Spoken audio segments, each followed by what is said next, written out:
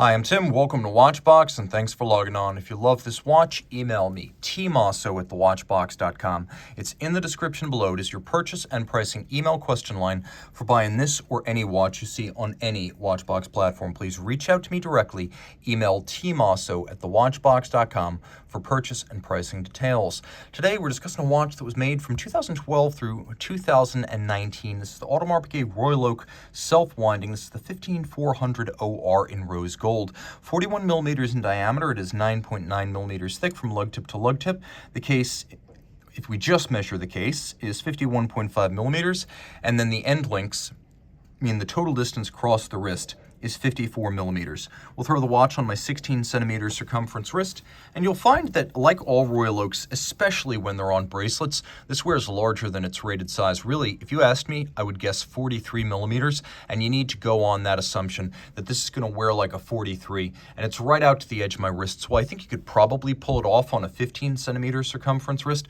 I think the best lower limit size is going to be 16 centimeters circumference like mine. If your wrist is any smaller, you want to go with a smaller Royal Oak. That said, it is quite flat. Being under 10 millimeters with a sloped bezel, it'll slide beneath the cuff. We'll take one more down the barrel look so you can judge for yourself, and then we'll take a look at the bracelet because it's a huge highlight of every Royal Oak. The original Royal Oak was penned in 1972 by designer Gerald Genta, who considered himself a jewelry designer first and a watch designer a distant second. So his dream was a men's watch that could be indistinguishable in construction and finishing from jewelry, and thus the Royal Oak was born. Originally drawn on a napkin, the Royal Oak integrated the case, the lugs, and the bracelet into one contiguous form, and the finishing is exquisite, whether you get the watch in steel or precious metal.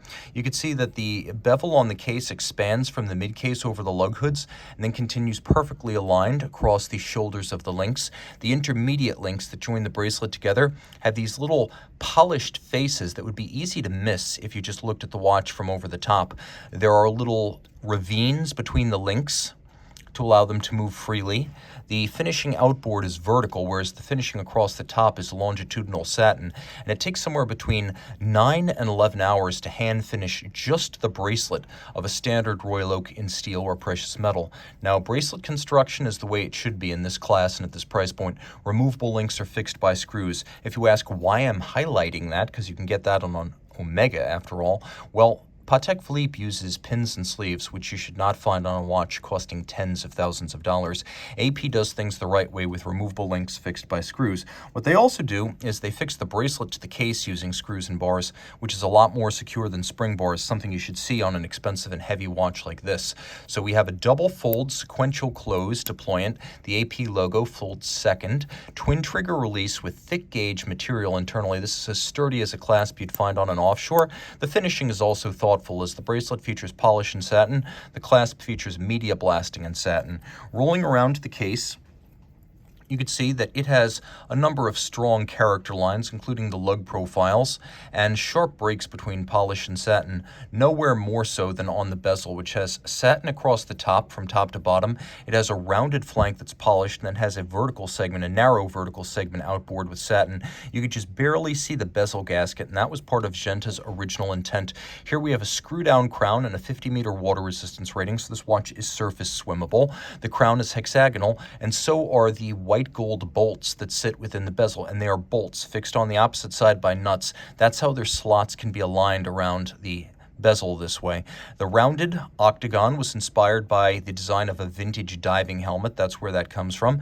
This is the Grande Tapisserie. It is the large hobnail dial. You'll find the Petite on the jumbo and the Mega on the offshore. The Petite and the Grand are both cut on pantograph lathes, whereas the Mega is stamped. So this is made the old-fashioned artisanal way by a mimicry lathe, the same technology you'd see in the 19th century. A big template with all the textures is used by a pantograph machine that traces its surface and reproduces all of those textures and shapes on a small brass blank, which is then galvanized silver to become the dial you see here.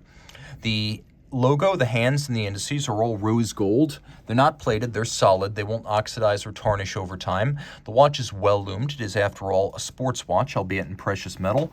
The timepiece includes 2 setting modes, one of which is hacking or stop seconds.